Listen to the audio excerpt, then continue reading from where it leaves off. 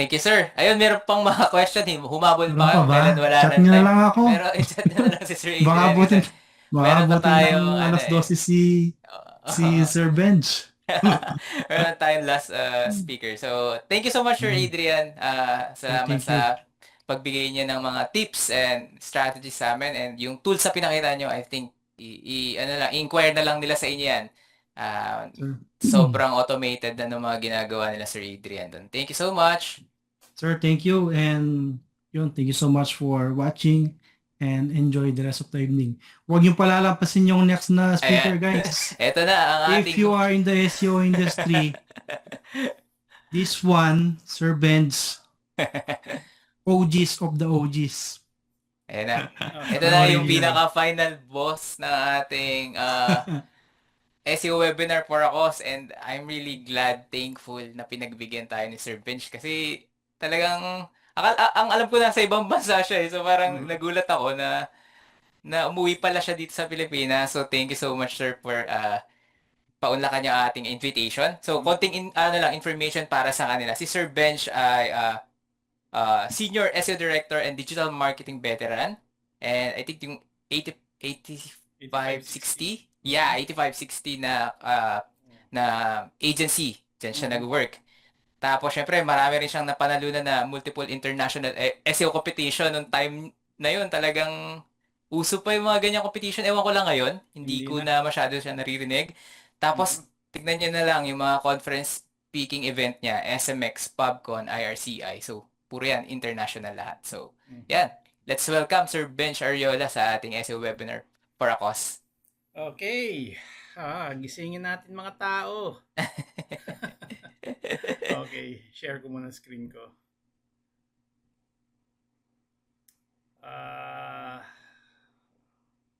Okay, nakikita na siguro ang screen ko na walang nakalagay. And, okay. First, malinaw ba ako? Naririnig ba ako lang lahat? And, Yes, sir. nakikita Clear. ba yung And screen nakikita ko? namin yung screens. Yes Okay, po. perfect. And kinuha ko pa yung background ng isang ano mo. Isa sa mga parang poster ng event. Pinalitan ko lang yung harapan.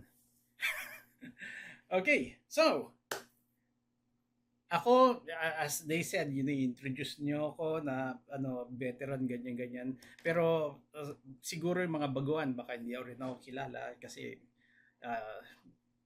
mas interactive ako sa older age eh.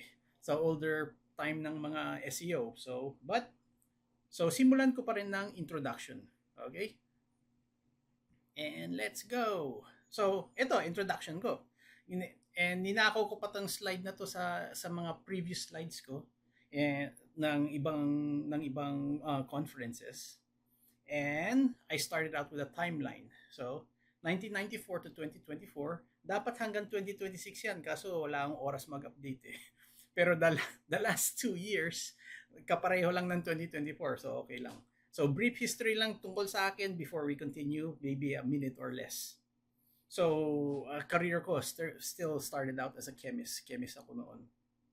And then I became a web designer, web developer. And then around 2005, dyan ako naging SEO. And as an SEO, basically, dyan ako nagsimula ng age na yan. And forwarding there. Played around in social, nag-paid search ng sandali, nag-data analyst ako, more on the data science side, analytics side of things. Pero mainly puro SEO since 2005. And then, most of the time, halos lahat ng trabaho ko are in digital marketing agencies. May few times na nag-in-house ako in a tech company. Few times na analytics company. And syempre yung sinauna, laboratory kasi chemist nga. And then most of the time, there was some time I was a full-time business owner with my own web design, web development company. And then full-time employee din, tapos part-time na lang yung side projects. But most of my working age, or yung working timeline ko, mostly full-time in digital marketing agencies. And mas mahaba na yung working experience ko sa US compared to the Philippines. naalala ko noon nung mas marami yung Philippines as naging equal kasi ngayon mas malaki na yung US. So, ayun. And, gaya ng sabi nila, I spoke at different conferences. 48 na yata ang bilang ko. Hindi ko alam kung accurate pa yan. And then, 4 different countries, 21 cities since 2007. And yun nga, nanalo ako ng iba-ibang SEO competitions. And tama, sabi ni Gab, wala na gaanong mga competitions these days. Medyo nauso yun noon but the competitions, simple lang naman yan keyword and a deadline date. Kung who ranks the highest, basically, siya ang nananalo sa contest. And most of the time, puro cash prize ang napapanalunan ko. But there was one brand new car ang prize. So, nanalo rin ako ng brand new car from an SEO contest. And it was an international one. And ayun. So, ranking was panalo. Kotse. And then, a little minor things about myself. Hobby sports and special interest. Mahilig ako sa BMX. Kaso, tumatanda na, hirap na, kaya ako cross out. Mahilig ako sa mountain bike, kaso tanda na rin, ang hirap naman. So kung noong martial arts ginawa ko noon, throughout college hanggang working life. So hirap na yun, pag tumatanda, sakit sa katawan. But ever since I became a homeowner, ayan, home repair, gardening, tsaka appliance repair, even car repair, kasi may YouTube naman, may ChatGPT, ang dali lang pag-aralan lahat. Tsaka mahal ang labor sa US. Mahal ang labor, kaya mas magandang ginagawa mo. And parang naging hobby na. And I'm very active in the stock market. Stock trading, stock investing since 2012 hanggang ngayon. Ayun. So, yun, just about me. And let's go straight into it. And since I'm in vacation, last minute ko ginawa ito. And gaya nga ng sabi ko rin, nasa biyahe ako this day from Vigan to Quezon City dito sa Novaliches. Hindi ako sure kung aabot ako, pero umabot naman ako dito sa bahay, 2%. Kung hindi, nasa kotse ako nun. And since I'm on vacation, and sabi ko, mahilig ako mag-mountain bike before, and nandito ako sa Novaliches, so nagbike ako papuntang San Jose. And in Vigan, nagbike ako from Vigan to the Banawang Bridge and back and whatever. Pero, what? Who cares about that? Balik na tayo dito sa topic. So, the topic was authority and trust in SEO in the age of AI. So, let's just start with the first thing. Authority and trust in SEO. And in the very beginning, SQRG. Ano yan? Ano yung acronym na yan? Search Quality Raters Guidelines. If you're not aware kung ano yung document na yan, rinirelease ni Google yan. Before, hindi yan rinirelease tinatago nila. Sikreto daw yan noon paggamit ng mga manual raters. Tapos linilik lang lagi. Dahil laging linilik, di ginawa na niyang public. Total, laging may nagli-leak. And the funny thing is, isa sa mga sinaunang leak na na-receive ko noon was when the SEO Philippines, the SEO.ph forum was still alive. 2004 ata nagsimula yung forum. And there was one member that was a Google rater na linik niya to selected people sa group. And nakita namin ko nung tinitingnan ng mga manual raters on how they rate basically websites within Google. But every now and then, gagawa ng update ang Google. Hindi na niya kailangan i-leak. Hindi na kailangan i-leak ng someone kasi ginagawa na nilang public. But in this document was one of the first times they mentioned EAT, and that's where they mention, authority and trust. Kaya nga EAT. Ayan, kain. And then sometime in 2022, before that, YMYL.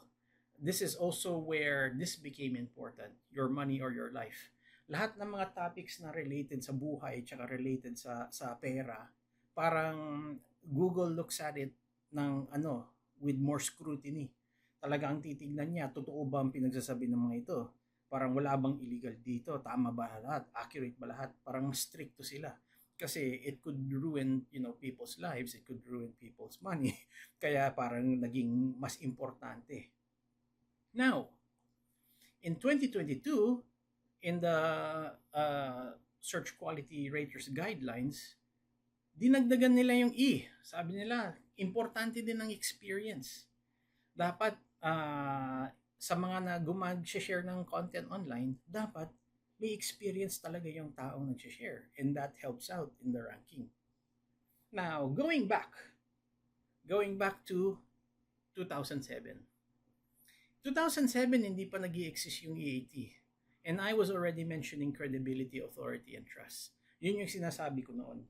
And I was mentioning it in the context of trying to get links.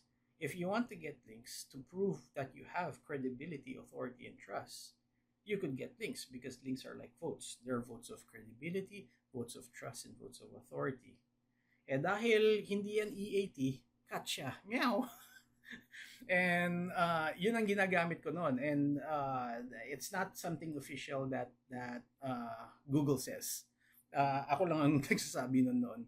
And probably some of you, if you were attending conferences noon, yung SCMCon ng Fiera de Manila, or kung na-attend kayo ng ibang events ng SEO Philippines back sa mga sinaunang years, siguro narinig nyo na rin na sinasabi ko na yan noon, credibility, authority, and trust.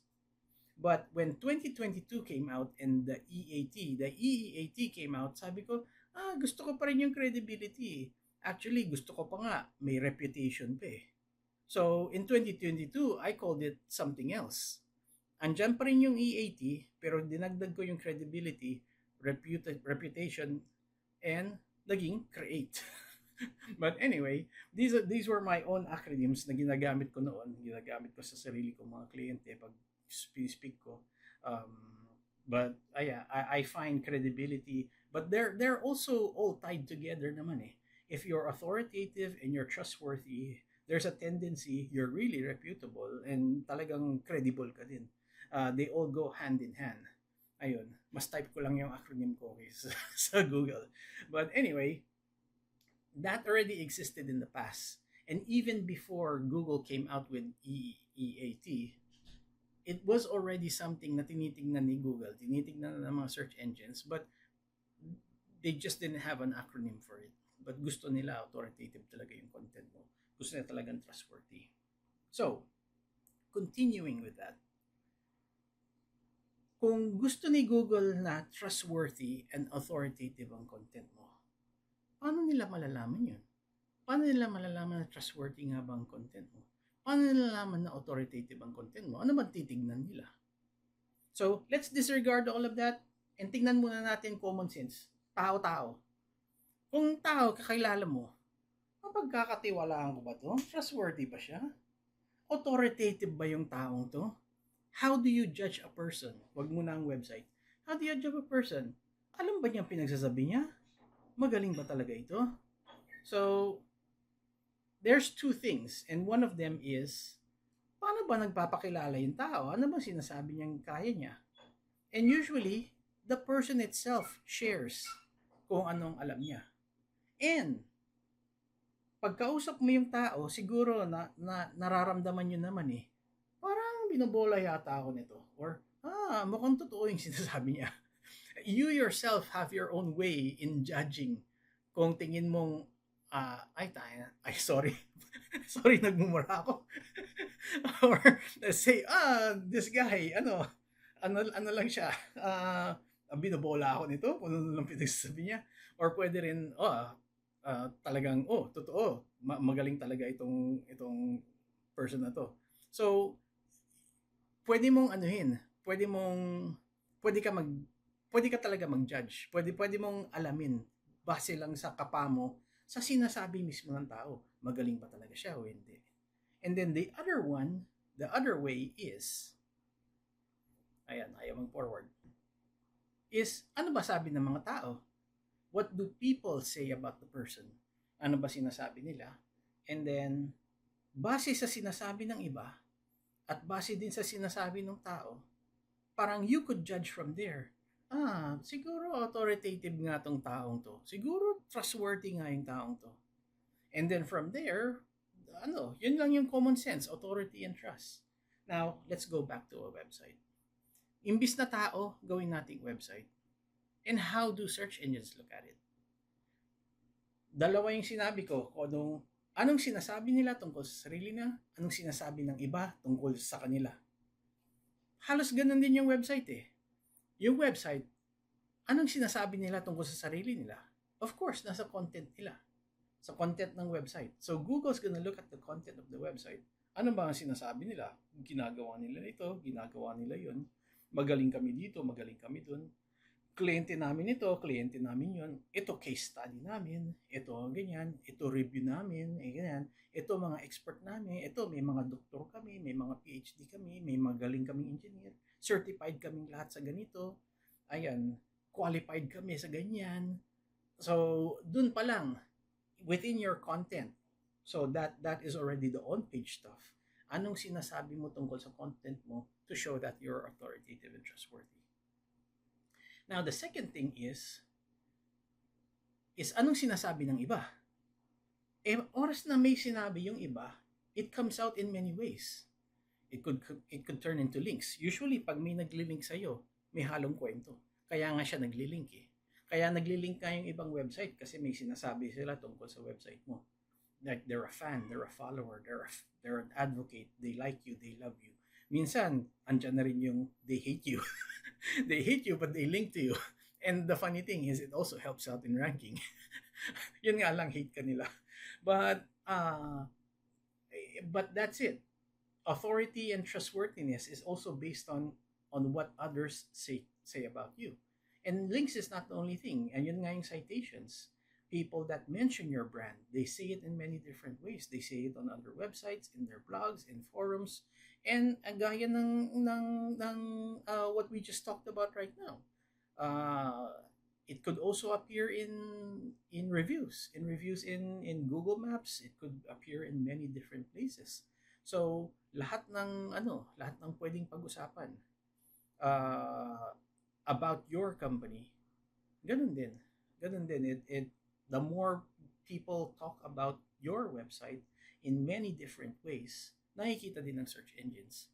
So that helps out in the authority and in the trust.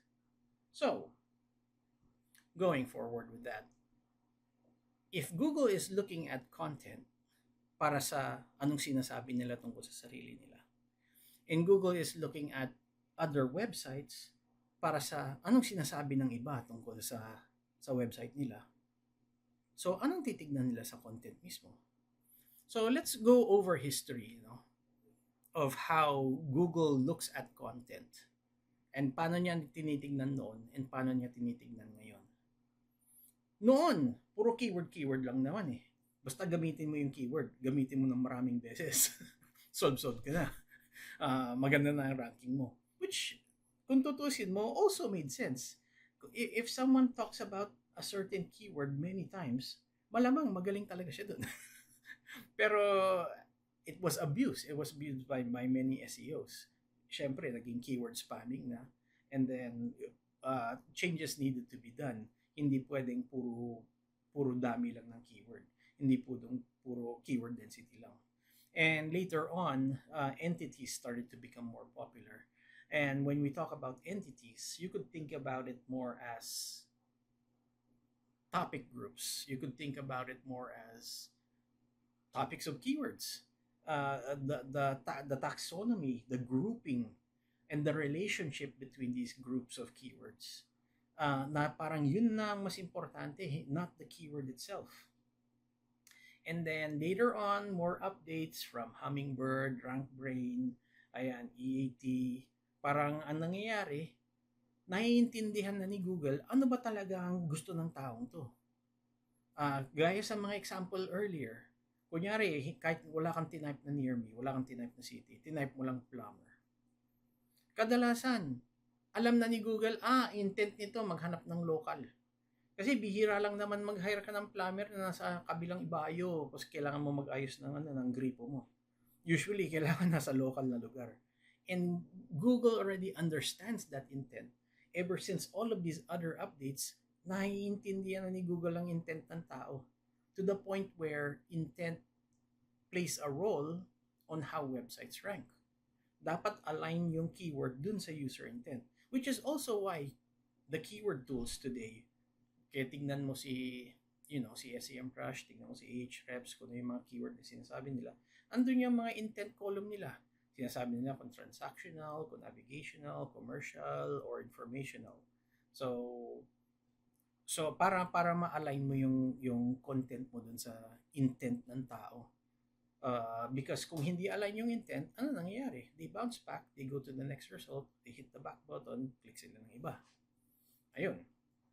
And then, over the years, when machine learning started coming in, AI started coming in, as andyan na yung generative reasoning, then, of course, AI overviews na lumalabas.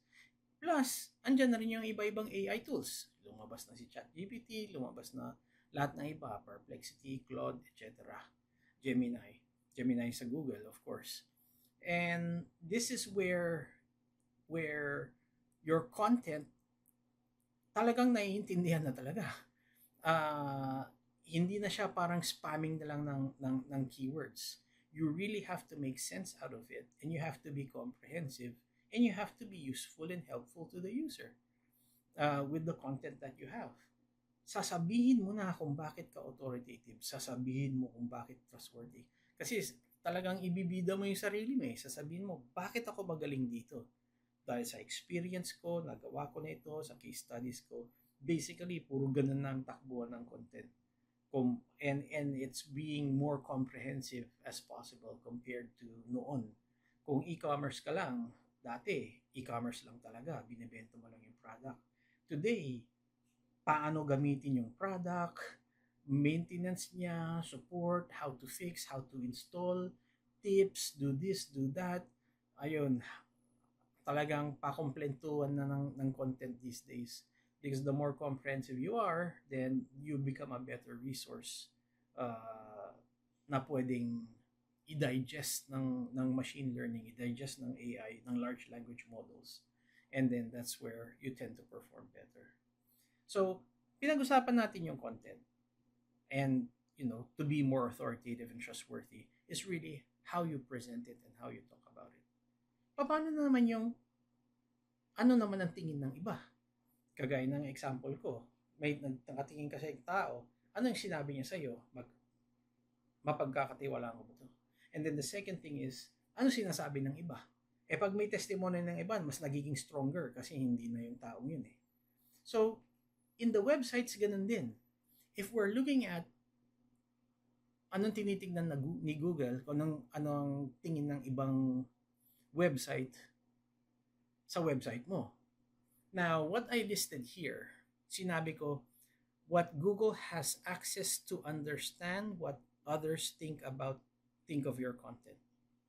And in-emphasize ko dito yung what Google has access to. Hindi ko sinabi what ranking factors are used.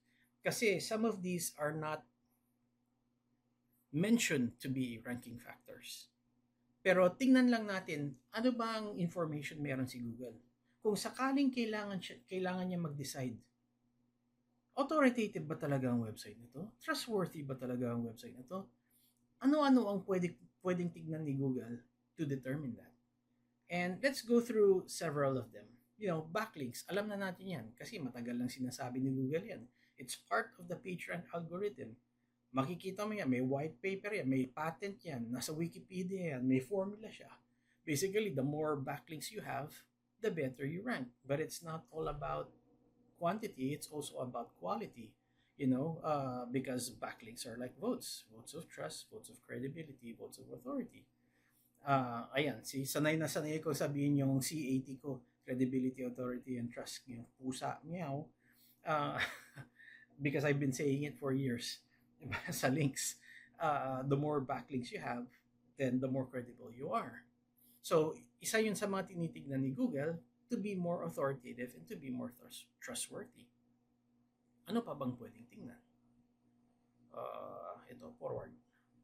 Citations and mentions of other websites. Many people are saying importante ito, especially in the age of AI. But even before AI existed, tinitingnan na ni Google to eh. And where they specifically mention kung saan nila tinitignan, they, even though there's no link, basta binanggit, they said it's useful in actually in local. It's also useful in local search. The more people that are mentioning, well, citations from other local directories, from Yellow Pages to Yelp, City Search, and many other reputable places. Pag mas binabanggit and it's exactly the same, exact same company, exact same address, then it does help because it appears less of a fly-by-night company. And it also helped out in news, sa news results. Sa news results ng Google, whenever there's more citations, these tend to rank well as more. And then, ngayon lumabas na yung AI and citations again becomes important. Okay? Ano pa bang pwedeng tignan ni Google? Business geographic visits from map directions. If a business is constantly visited na humihingi yung tao ng driving directions, paano makarating sa isang lugar? It could be something that Google looks at. Hindi ko sinabing Google is looking at it. It could be something that could be looked at. Pwede nilang tignan. Kung gusto talaga nilang malaman, marami ba talaga nagpupunta sa business na to?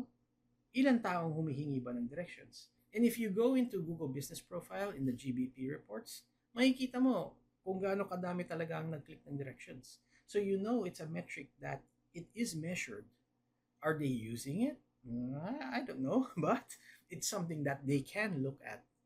Another one, how many people click on a phone number in GBP or in Google's Business Profile? And if you're not used to saying GBP at sanay ka pa sa GMB or the GMB, Google My Business, but whatever, the phone number, basta pinindot mo at rining mo, it's also measured.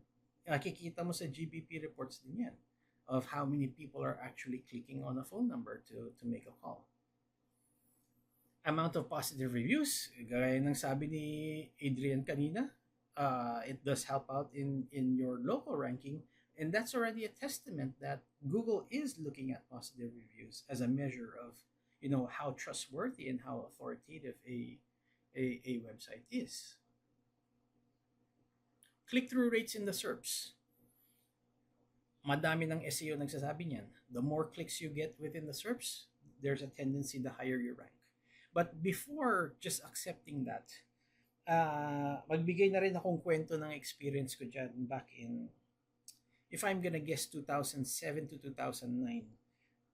Naaalala ko yung mga, minsan pag may memory ako about SEO and guessing the years, I just know the agency that I was working at during that time, kaya alam ko yung taon.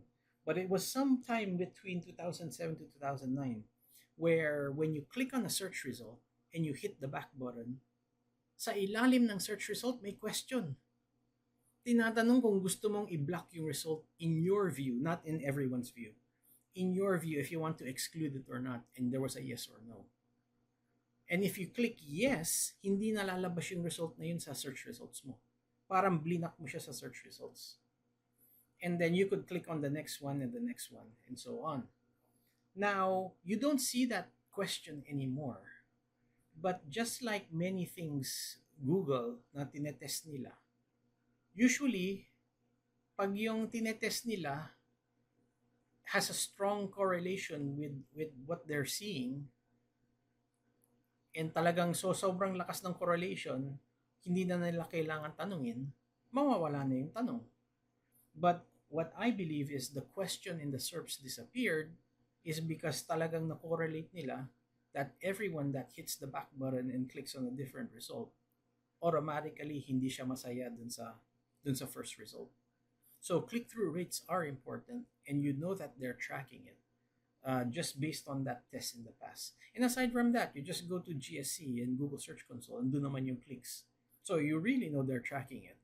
So the more clicks a certain keyword has going to a website, it is something that helps out in ranking. Google Analytics data. Pwedeng tignan ba ni Google yan? May epekto ba yan sa search ranking? And in the past, a lot of people, including people from Google themselves, said, walang epekto yan. And that's a different product, hindi part yan ng search results, etc., etc. And not everyone uses Google Analytics anyway. But if I'm gonna guess the year, it was probably 2012 to 2015 because I was working at a different agency back then. Naaalala ko pa. Google Analytics came out with a message when you log in, and there was a new terms of service that you need to agree to. And kung hindi mo in-agree, madi-disable naman yung yung Google Analytics account mo. So in essence, you agreed to it. But when you read the whole thing, kung ano nagbago sa terms of service nila, basically it simply said that Google Analytics could use anonymized aggregate data for the improvement of other Google services. Yun lang ang sinabi. Hindi sinabi it's a ranking factor. Hindi sinabi gagamitin ni Google Search. Ang sinabi lang is for the improvement of other Google services. Could be used in different ways. Could be interpreted in many different ways. But if there's a large data set na pwede mo namang gamitin para gumanda ang search result na ikakatuwa ng mga users of Google, why would you not use it? And then, in-update mo pa yung terms of service mo to legally allow you to do that. So, ayun lang. Isa pang another thing that Google could possibly look into. Now, Google Chrome is one of the browsers that many people use today. Now, again, a lot of people are saying, hindi naman tinitignan ni Google yan. Walang epekto yan, walang epekto yan sa search results. Hindi yan connected. And then when Mike King and Rand and whoever that other guy, hindi ko na maalala ang pangalan, when they leaked the Google leak document, na it was not actually ranking factors, but it was what Google could measure. What Google could measure in their own official API documentation. And one of them was data from Chrome. Yung Chrome data nandun within the dataset. So it is something Google could look into if they want to look into it. Okay? And then another thing, online conversations on Reddit. Google owns a large percent of Reddit. I think they are the majority stockholder already of Reddit, and they have a lot of control over the data. And why do you think hinabol nila ang Reddit? Bakit nila gusto? Because of the data itself. That is user conversations. It's online conversations about almost anything, and that could also be used, on citations. Ano ba ang sentiment ng tao sa website na to, sa product na to?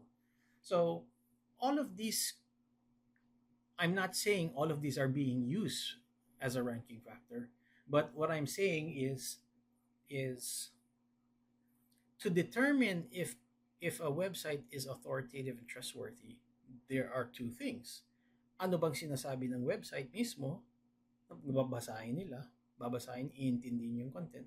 And second is, ano ba sinasabi ng ibang website? And all of these could be looked at just to see ano ba ang sinasabi ng iba. Are people clicking on it? Are people linking to it? Are people talking about it? Are people giving good reviews? And so on. Madaming pwedeng pag-usapan, madaming sources of data. So, whether Google is using it or not, but just thinking of the logic of having a large data set to help improve a service, why would you not use it? Kung alam mo naman gaganda ang service mo. Ayun.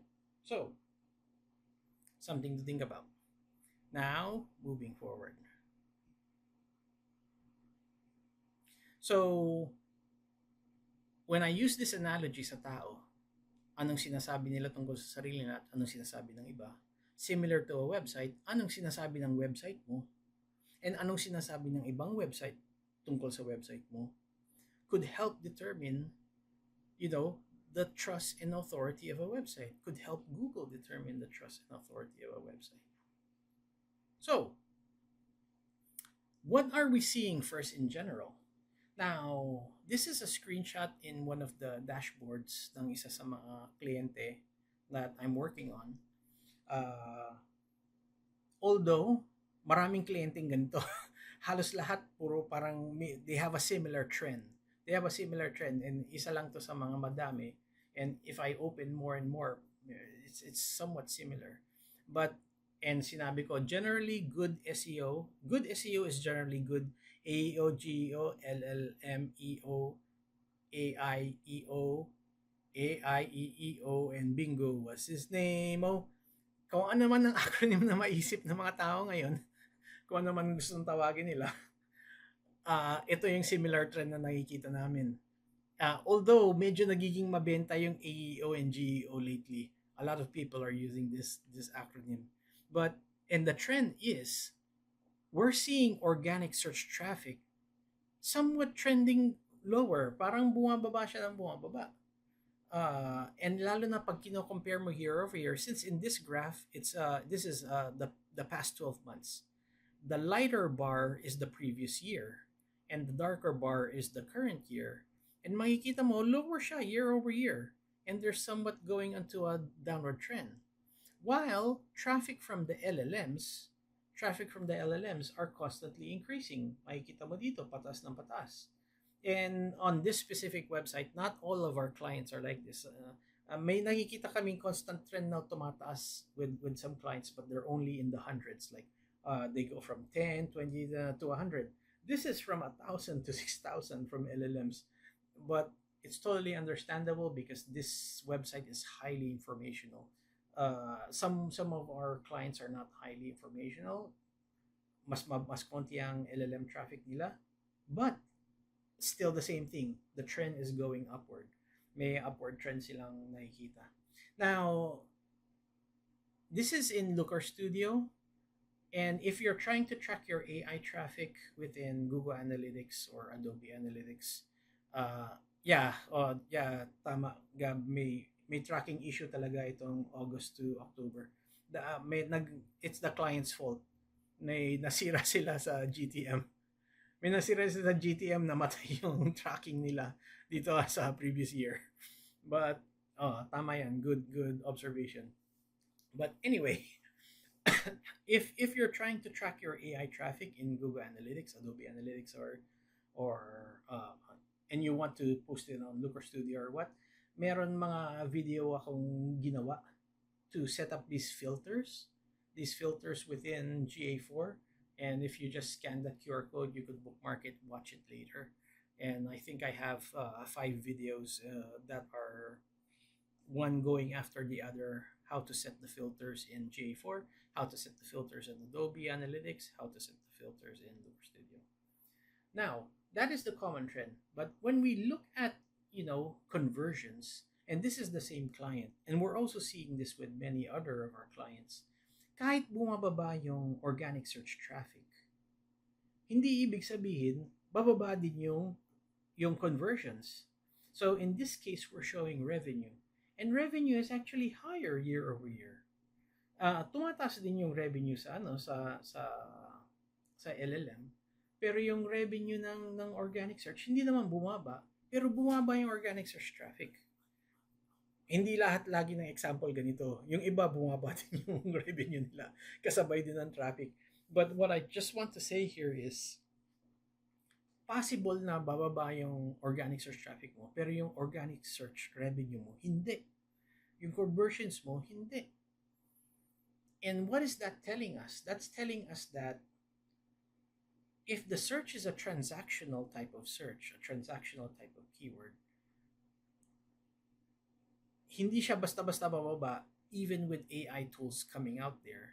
Kasi may intent na yung taong gusto na nilang mag-transact eh. Gusto nilang bumili, gusto nilang magpa-reserve, gusto nilang mag-book, gusto nilang mag-order, kung ano man yung dapat gawin para magbayad sila.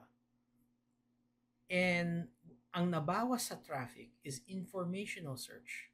Paano ba gawin to? Maganda ba ito? Pangit ba yon? Ano mas maganda? Ganito o ganito?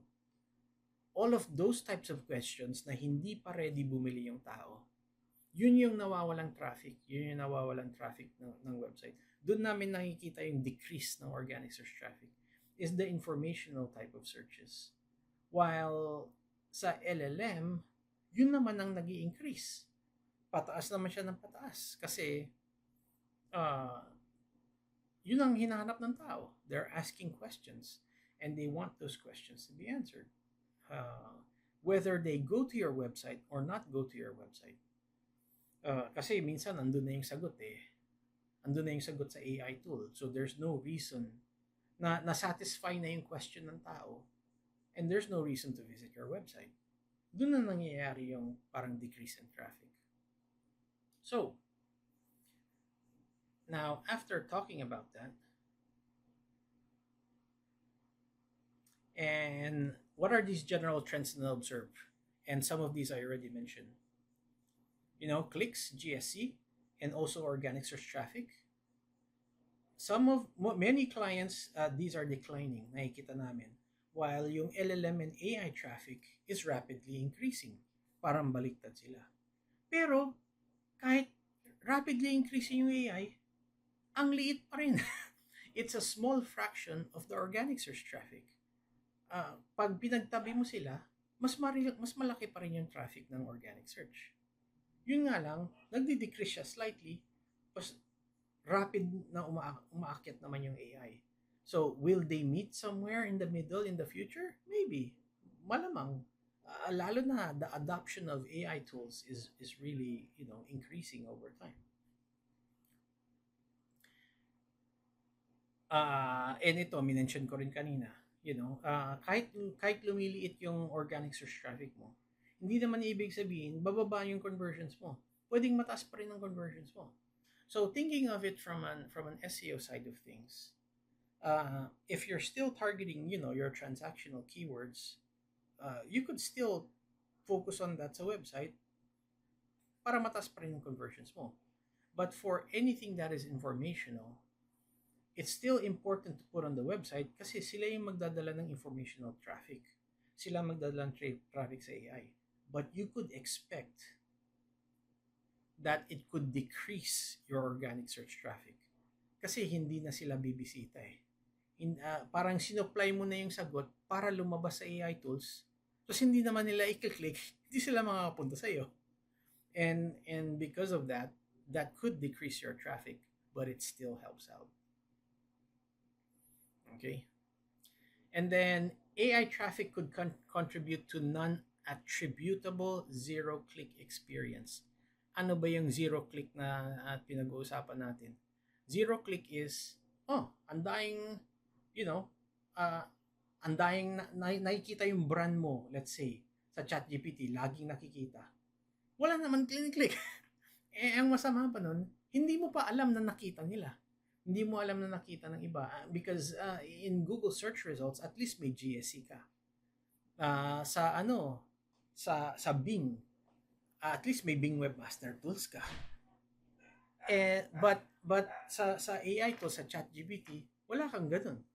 Now, there are other tools out there. Siguro narinig nyo na yung mga Profound, Noatoa, pati SEMrush, pati Ahrefs. There are many tools out there that are trying to give some type of AI visibility tool. Gaano kadalas lumabas yung website mo sa AI tools. However, all of them work by similar sa keyword tracking sinasubmit. Parang, meron tayong isang katutak na prompt, isubmit natin sa ChatGPT. Andun ba tayo? Kung andun, balik. So, yun na yung report. The thing is, ikaw ang nag-submit nun. You don't know that people are actually submitting those same questions. Ikaw ang nagsasubmit para lang makita, lumalabas ba ako pag sinearch ng tao ito. Unlike Google Search Console, oras na lumabas sa Google Search Console, alam mong may nag-search nun. And dahil may nag-search nun, it's a better, impressions from Google Search Console really means meron talagang nag-search nun at lumabas ka. And comparing that to, let's say, SEMrush or Ahrefs, na let's say they're tracking your keyword, multiple keywords para sa website mo. Pero kahit i-track mo yun, hindi mo alam kung may nag-search talaga nun o wala. Unlike Google Search Console, if it appears there for the month or for the day, it really tells you someone searched for it. But in AI tools, wala namang Google Search Console eh. Wala pang Bing Webmaster Tools, wala pang ganun. So, there's really no way to know kung visible ba talaga. So, having said that, hindi mo alam. Pwedeng nawawalan ka ng traffic. And dahil ganun, ano ba? Dahil ganun, there is a possibility na pag na-search yung brand mo sa AI tools, and let's say na-convince sila, maganda nga bumili dito, maganda nga naging branded search na or naging direct traffic. And nakita mo sa analytics mo, ang galing ko sa SEO, ang taas-taas ng organic search traffic ko, puro branded. Pwedeng yung first step nila was an AI search. Pwedeng first step was an AI search, then nakita nila yung brand, and then biglang naging branded search na. Pero ang nag-push ng tao para mag-branded search, AI pala. Pwedeng mangyari yun, pero hindi natin alam. Ganun din sa direct traffic. Tumaas bigla ang direct traffic ko. Pero ang pwedeng cause nun is still pwede ring AI tool din. We don't know. And there's no way to know right now.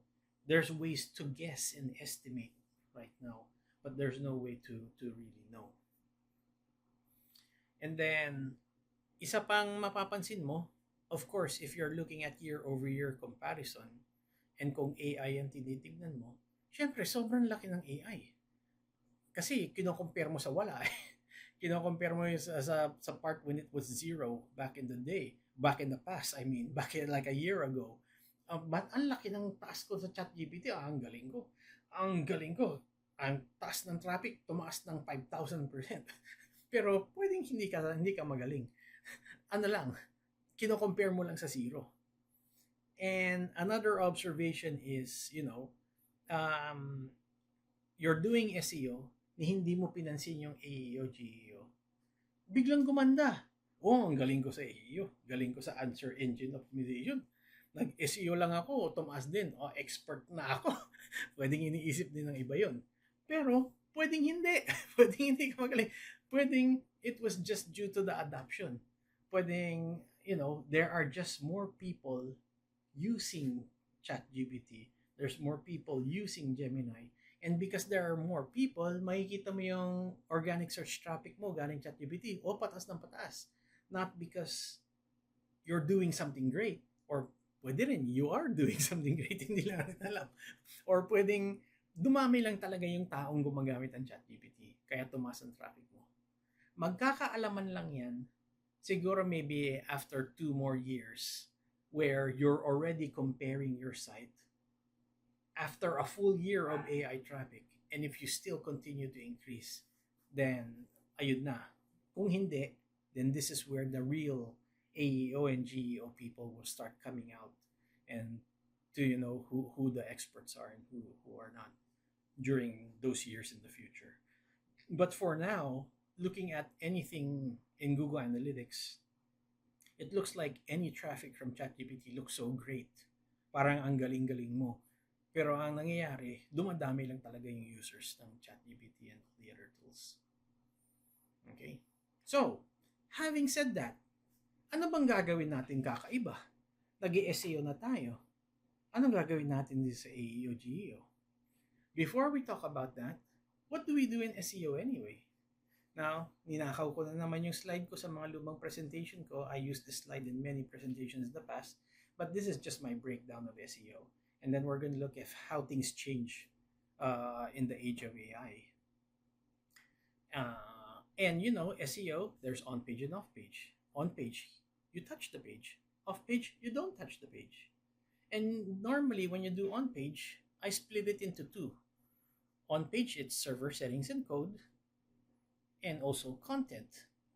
I color-coded that na foundational and continuous. Foundational because yung technical, pag inayos mo na yan, usually hindi mo na kailangan galawin uli. Ayos na yan forever. Unless Google comes up with a new update or nag-decide yung client mag-redesign ng site, mag-change ng CMS, mag-change ng domain, mag-change ng server, change ng whatever. Basta pag nag-decide nila mag-change, syempre bibisitahin mo uli yan. Pero assuming inayos mo lahat ng technical, tapos wala naman nagbago, it's a foundational change. It lasts for a very long time. While the content is usually something that you constantly improve on. Now, on the off page side of things, of course, the links and citations. You don't touch your website. You touch other websites that, or you work together with other websites, or you influence other people to link to you or mention you. Now, kung titignan mo yung mga talents and knowledge and experience that is needed here, web designers, web developers, network administrators, usually sila yung involved sa server settings and code, and then the content, your copywriters, creative writers, journalists, mga ganyan. Links and citations, it's more about trying to influence others. Isama mo na rin yung outreach people dyan. Hindi ko nilagay mga outreach people, outreach specialists, people that just market well and come up with ideas for people to talk about you. Now, and whenever we are delivering this as a service, I wrote there SEO diagnostics. Some might say SEO audit. I use them interchangeably, where you do an audit. And when you come up with content and trying to get links from the content, that all goes into content marketing. Some people might just refer to it as link building, content marketing, link building, buzz marketing, whatever you want to call it. But you're trying to come up with something. You're trying to come up with the reason to link to you. That's the whole thing, going back to the topic of authority and trust. If you want people to link to you, to trust you and link to you and find you authoritative, then come up with a reason why, so that people do link to you. And then just things to think about moving forward, yung dalawang hayop na yan, yung panda at yung penguin. But of course, those two updates, Google understands content better, Google understands links better, and then the helpful content updates, anything related to the quality of the content, and then AI, everything related to AI, everything that you need to consider in that area. And then when it comes to the technical side, sometimes it always feels like a square peg na pinipilit mong ipasok sa round hole na hindi naman magkasya. And sometimes in the SEO world, there are some that are not really that technically knowledgeable, and they're just using some tool to come up with a report that spits out, and then they give the audit report to the client and say, hey, fix this, na hindi naman ma-explain. And sometimes the client will have their own developer and they will have some pushback. And if you're not a developer yourself, or you don't work with a developer yourself, or you don't have a SEO developer mindset on your team, sometimes it could be challenging to face that pushback from the client. But if you understand the problem and the client gives some pushback and you come up with a workaround solution on the spot based on what the client said, then usually dun nag-work out. But I'm just mentioning all of this, just looking at SEO as a whole overview. And what do we do differently in the age of AI? So let's go ahead and take a look at that. On the technical side, tinitingnan ko yung oras, tama ba yan? 9:24? I was really speaking. I could speak a little bit faster. Yeah, 8:30 ba ako nagsimula?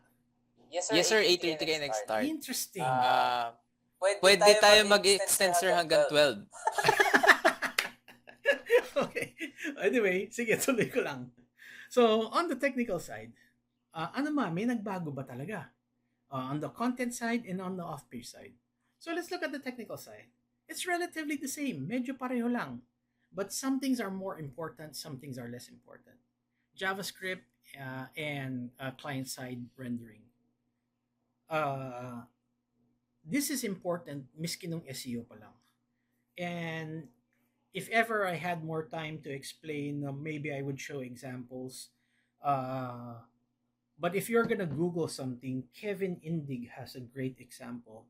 Just search Kevin Indig CSR versus SSR, and he has a great study where he had multiple case studies of websites that use client-side rendering na pinalitan ng server-side rendering, tapos ang lakas ng talon ng ranking.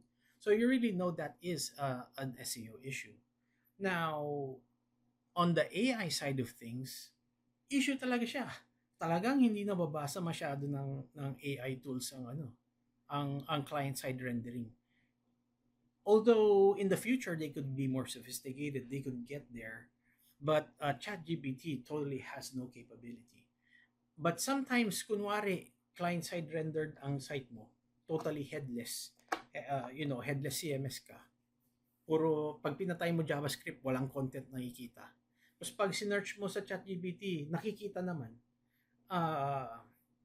It could be a combination of things. It could also mean they're pulling the data from other websites, not directly from your website. But this becomes a bigger problem in the AI space. But on the SEO side, it's still a problem, but Google is getting better with it. Pero sa AI side, it's still a big problem. Schema markup.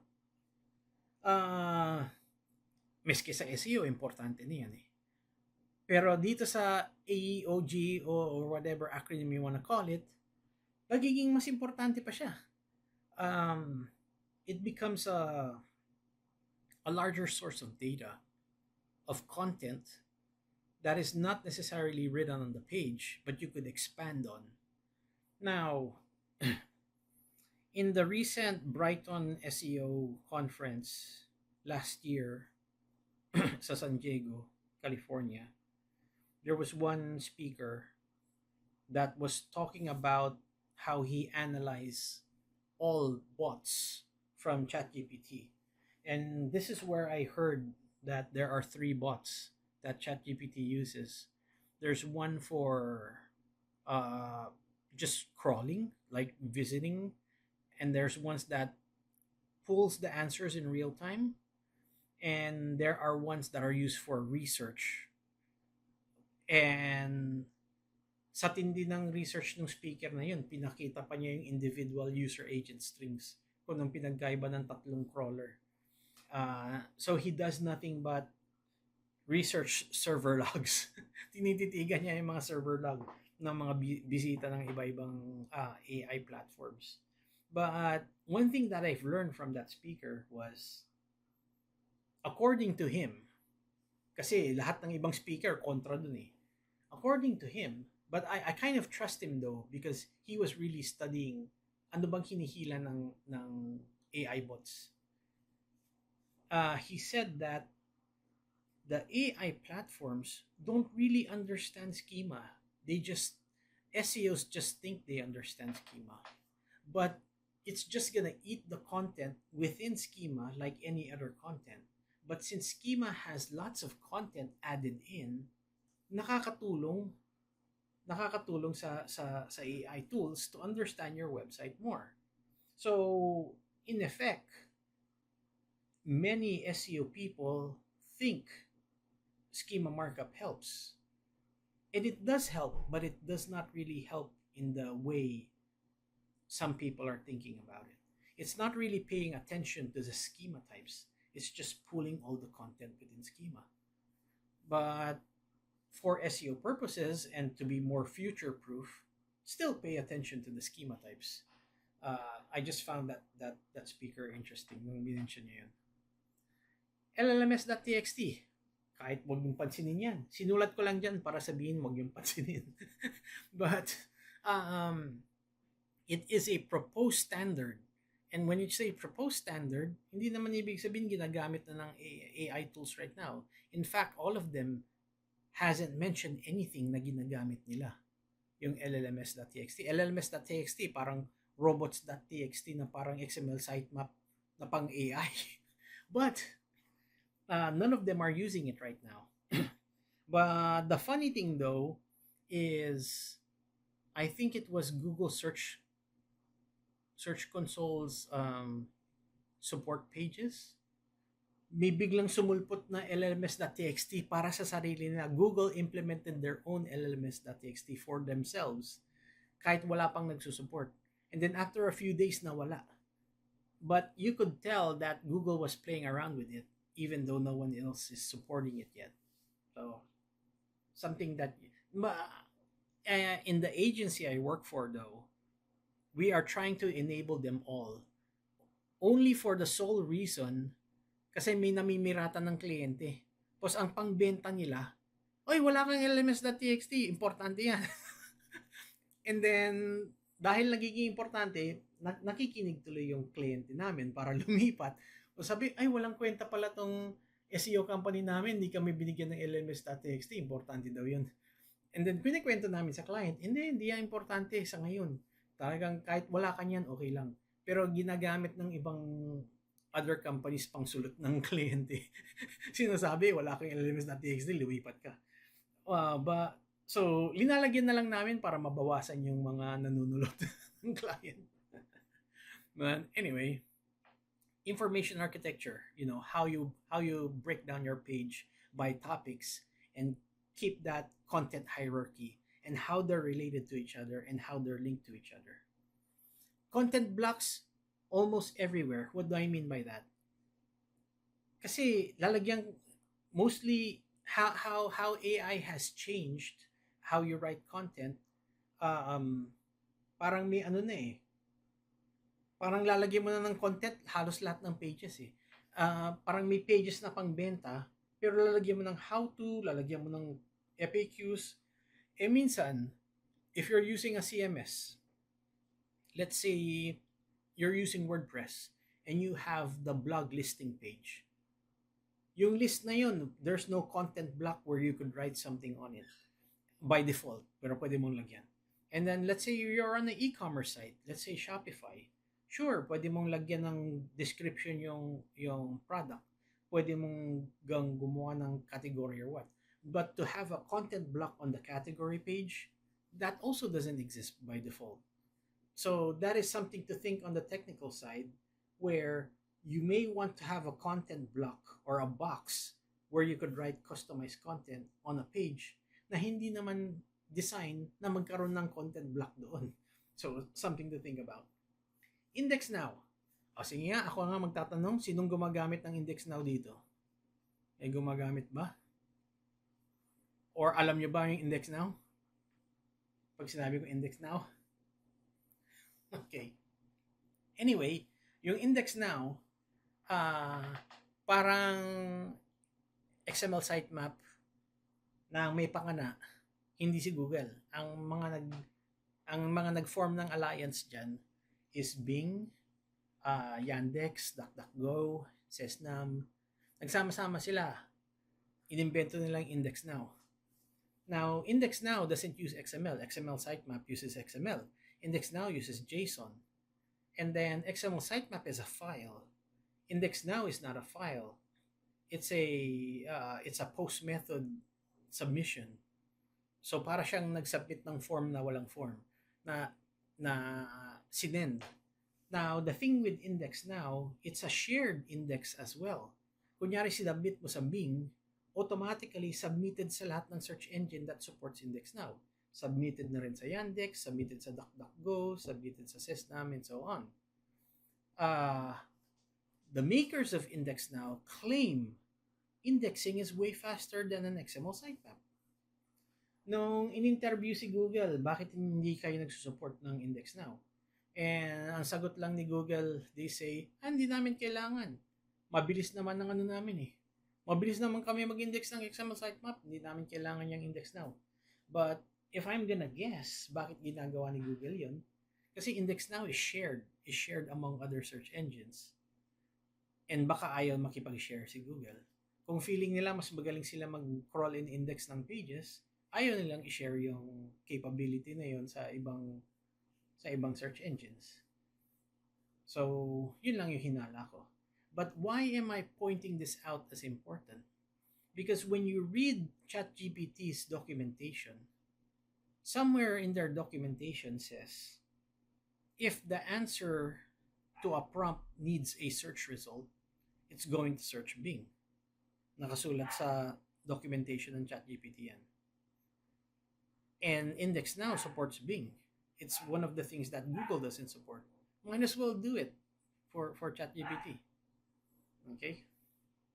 Although, there are people that say ChatGPT is also looking at Google results, even though they claim they're using Bing. And that was from, sino yung babae, maiksi buhok? Lily Ray. Lily Ray did this test. Yeah, Lily Ray did this test. Oh no, it's not Lily Ray, it's Aleida. It's Aleida Solis. Hindi yung maiksing buhok. Si Aleida Solis ang naggawa ng test. Yeah, long hair siya. Hindi siya maiksing buhok. Si Aleida Solis ang gumawa ng test na something so unique that was only indexed in Google but not yet in Bing, but appeared in a prompt within ChatGPT, proving ChatGPT, Google ang ginamit ng ChatGPT. Basta that was the kind of test. And then shinare ni Lily Ray. Then ayun na. But anyway, still consider index now. Okay, moving forward. Keywords to topics. When you're writing content, just think of topics more than keywords, trying to be more comprehensive. Inverted pyramid. Inverted pyramid is an old concept used by journalists. Pang newspaper concept yan eh. Parang yung main conclusion, yung main answer, nasa tuktok ng article mo. And then you just give the details down below. And some other people call this different things. You know, bottom something, top, whatever. Hindi ko alam ang tawag nila. Parang bottom something. And whatever. Basta basically yung main summary nasa tuktok. Bakit? Kasi gusto na ng mga tao yung main summary, gusto rin ng mga AI tools, sagutin mo na kaagad yung tanong in a few sentences right after the title, right after the heading tag. And then saka na lang yung mga detalye. Kasi kadalasan yung first few sentences gagamitin na parang summary, kakainin ng mga AI tools. Aside from AI tools, kakainin din sa mga sa featured snippet, sa people also ask, and things like that. FAQs is important. Always come up with questions and answers for different things. If you need tools to pull in FAQs, ang daming tools dyan. Answer the Public is still one of the favorite ones. I even still use today. And all these others. Unique research. When you come up with something unique, then you are the main source. And when you are the main source, then you are truly the authority on that topic.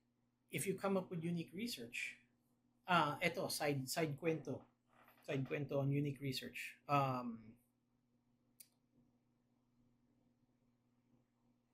know this is an adult website, but Pornhub actually does a good job in this because they get mentioned on the Wall Street Journal, they get mentioned in New York Times, they get mentioned in many places just by sharing data.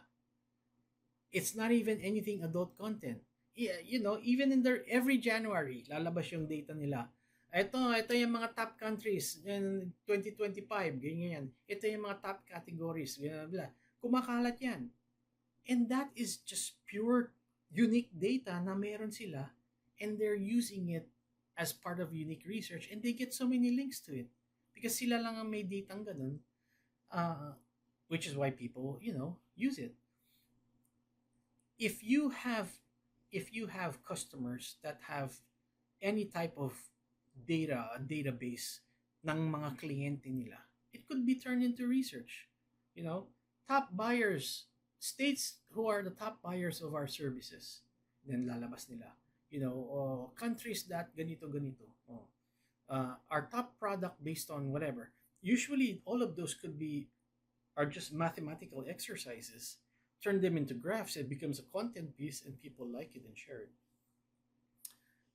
First person, your pronouns, I did this, we did this, shows, you know, sa EEAT, when you need to show experience and you're using those pronouns, it's showing na ako ang gumawa nito, ginawa ko to, and then that proves experience.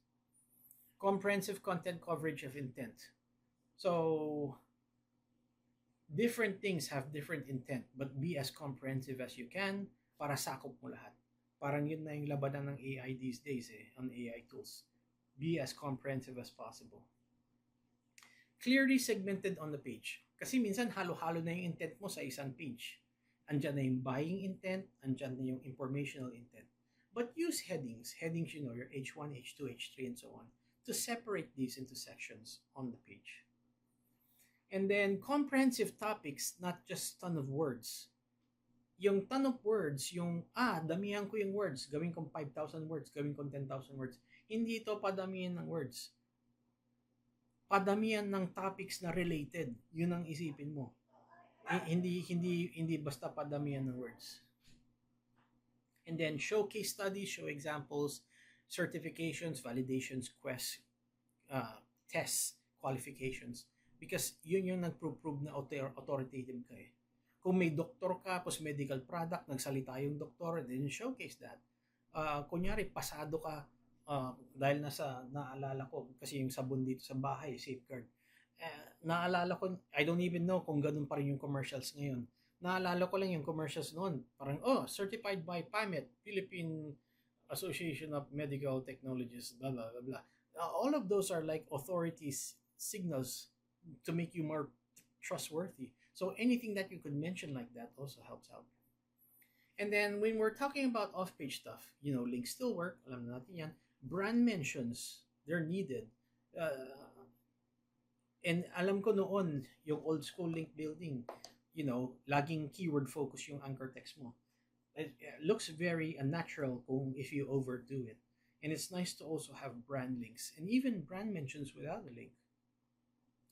Co-citations with other reputable brands help.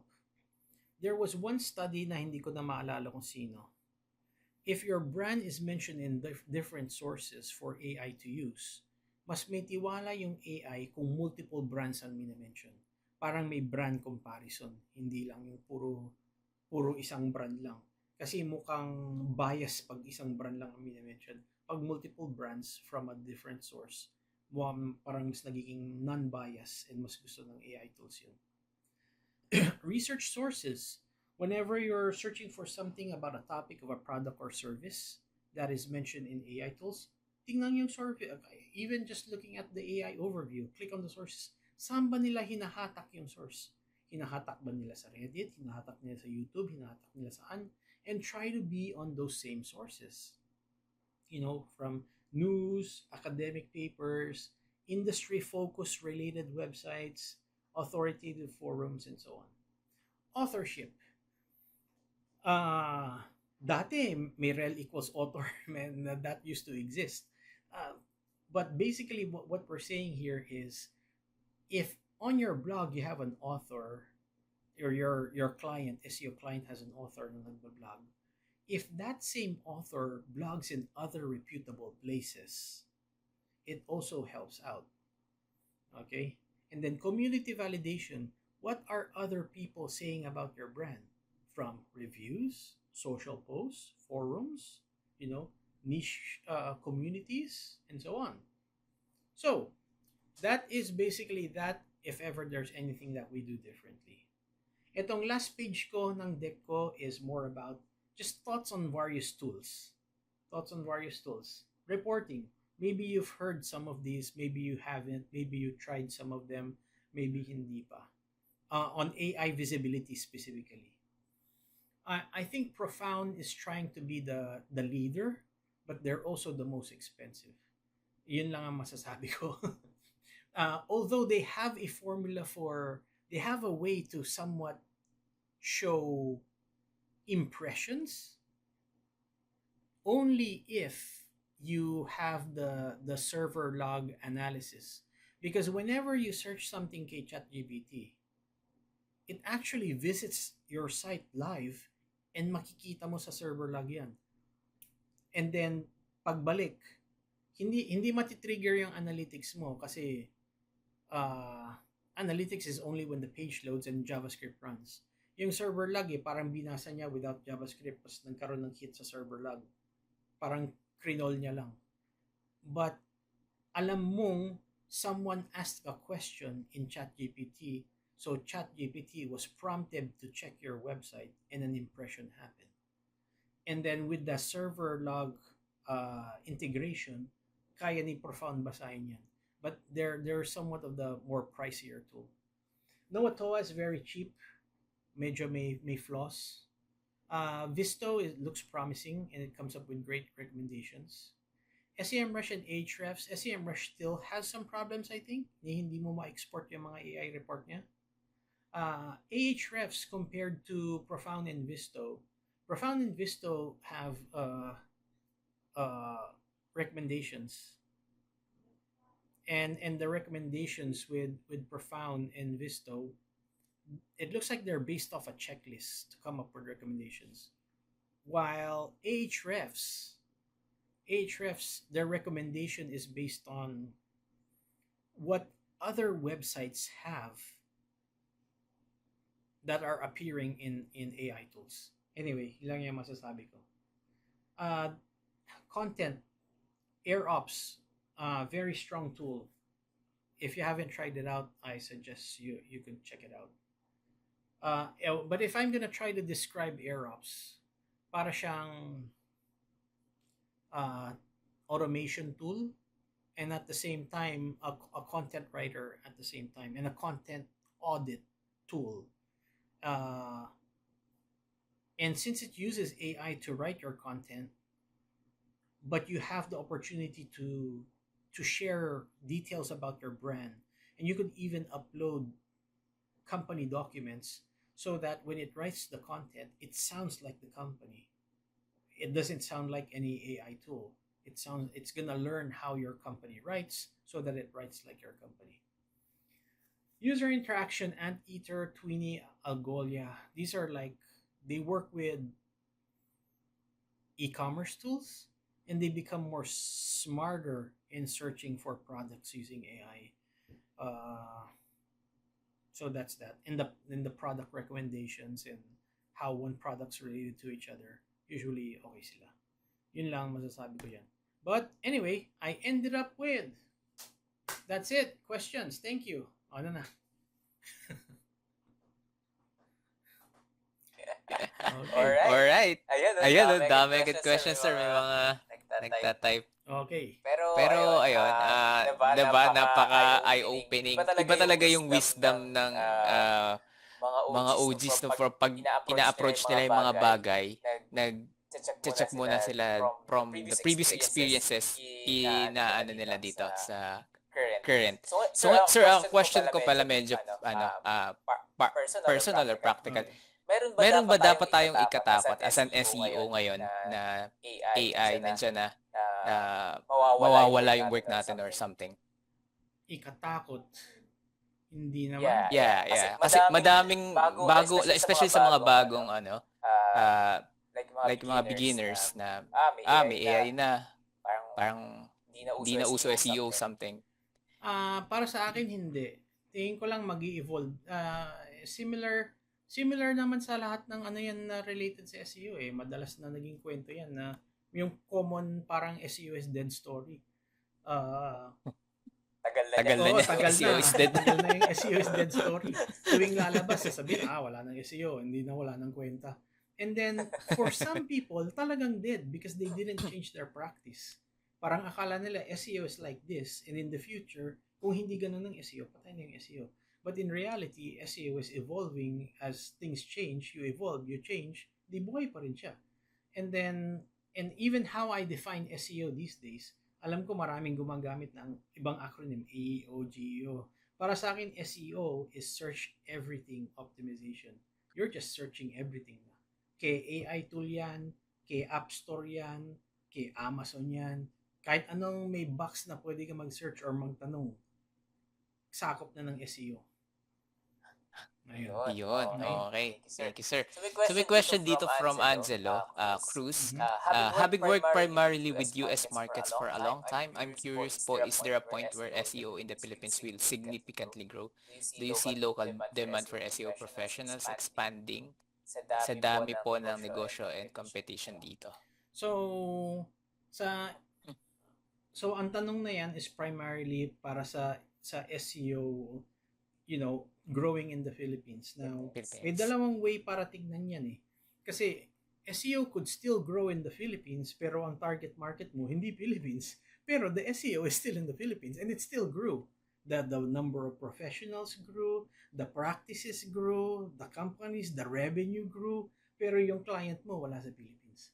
Sa ibang Wala sa ibang bansa. bansa. Now, kung growing in the Philippines where a client uses SEO pwede rin. And the advantage of that is what, you know, what Adrian was mentioning even earlier. Uh, Hindi gaanong ginagawa ito dito. Hindi pa gana. And since there are less people doing it, and if you do it, hindi syempre ikaw yung nangunguna. Kasi kung madaming hindi gumagawa, tapos ikaw gumagawa, edi tiba-tiba ka, diba? So, And specifically yung mga big brands talagang sila yung gumagastos para dito. So kapag una ka nag-optimize, malamang ikaw agad yung kokontakin nila.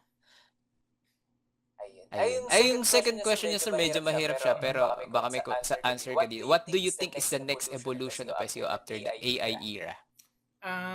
Mahirap yan isipin, pero kasi speculative na yan eh, parang manghuhula corner sa SM North, ewan ko kung buhay pa yun. Pero dati may manghuhula corner. But what I'm seeing is, yung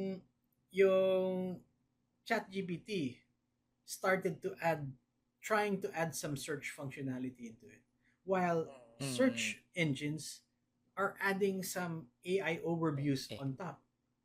So tingin ko darating yung time parang nagmi-meet sila sa gitna eh. And pag nag-meet sila sa gitna, buhay pa ba ang search box? Or lahat na lang prompt box na lang. Everyone no longer types in a single word. Siguro even with your own search habits, paano na ba kayo mag-search ng information? That could already give a hint into the future. Yung ChatGPT ko, I use the app on my phone.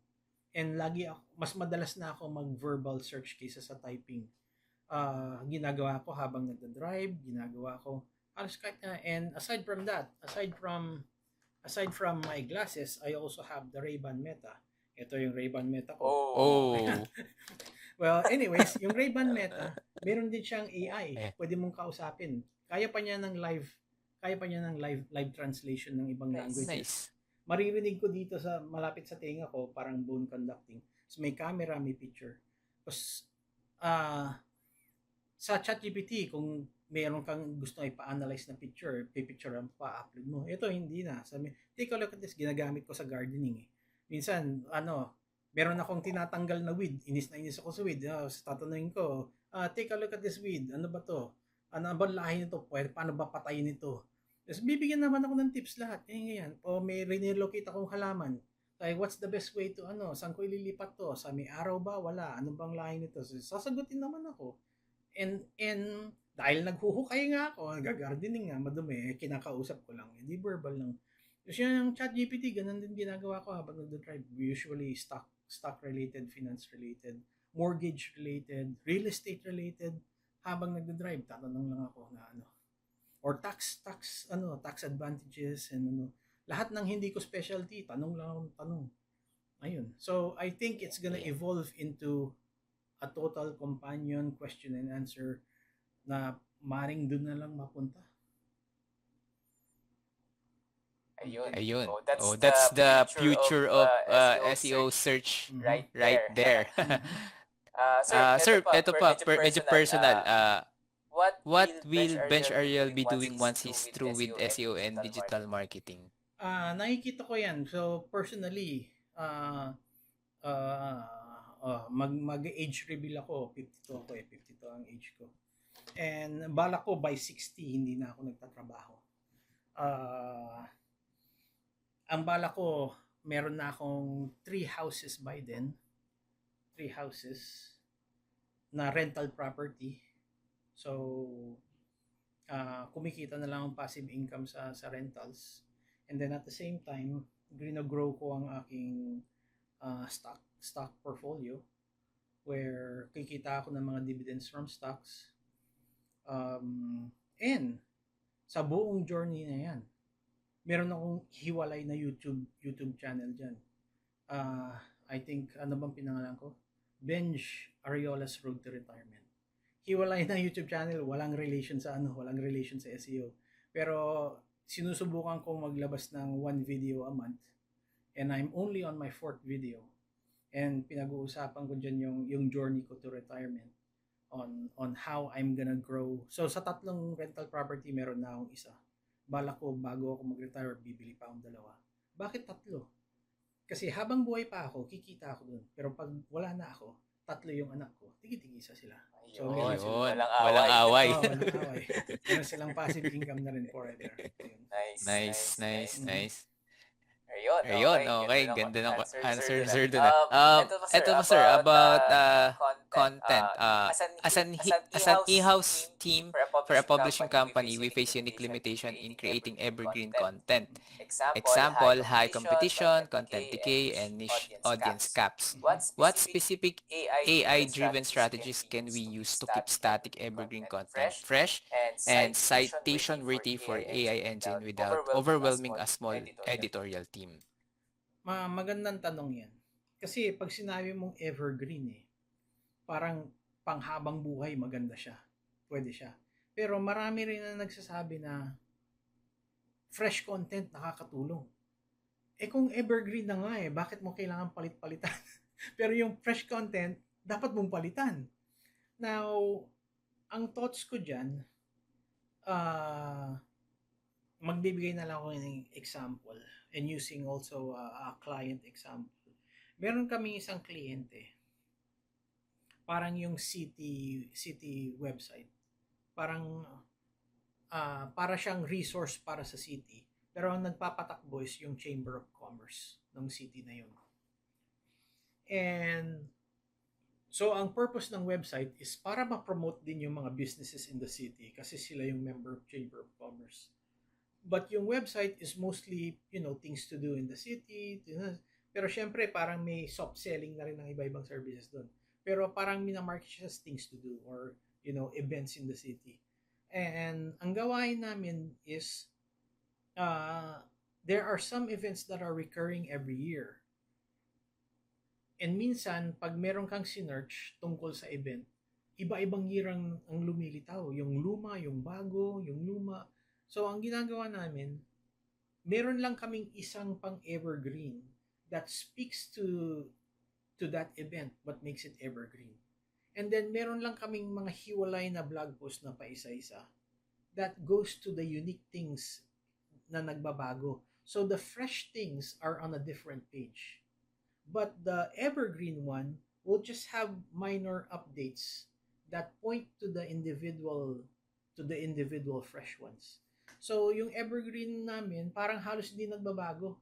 Pero parang may small lang yun. In 2026, we have this. Yan. May konting links lang papunta kung saan-saan.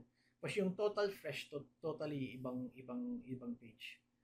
And then, kung uulitin din lang naman yung sasabihin dun sa evergreen page, iiwasan namin ulitin. I-refer na lang namin pabalik dun.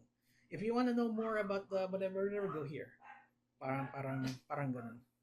So, ayun lang. Ayun. Mhm. Alright, so ayun, I think wala nang question. Sir, siguro nag-request na lang ako ng picture sa lahat since tapos naman na yung ating SEO webinar. So yung mga matitibay na mula kanina alas 3 hanggang alas 10 na tapos na yung natin. Pwede mag-open kayo ng camera para makapag-picture tayo with Sir Benj. No, tapos po-post natin to sa Facebook. Okay. Alright. Yan. Okay. Bas na yung mga Yan, pogi. Yan, dami nag-open. Dami nag-open ng camera. Sige. Hintayin ko kayo. Yan sir, mukhang hindi mga inaantok yan. Talagang Mga paniki, mga kapwa paniki. nag-iintay talaga yan. Oo. Okay. Alright. And ako hindi ko na-attend lahat nung earlier, so hindi ko alam, baka repeat ko yung sinabi ng iba or whatever, but anyways, ayun. Hopefully nag-enjoy kayo sa bandang dulo kasi baka yung iba, si Benj, ito lang palang sinabi, naghintay pa naman akong sobrang tagal, but anyway, hopefully nag-enjoy kayo.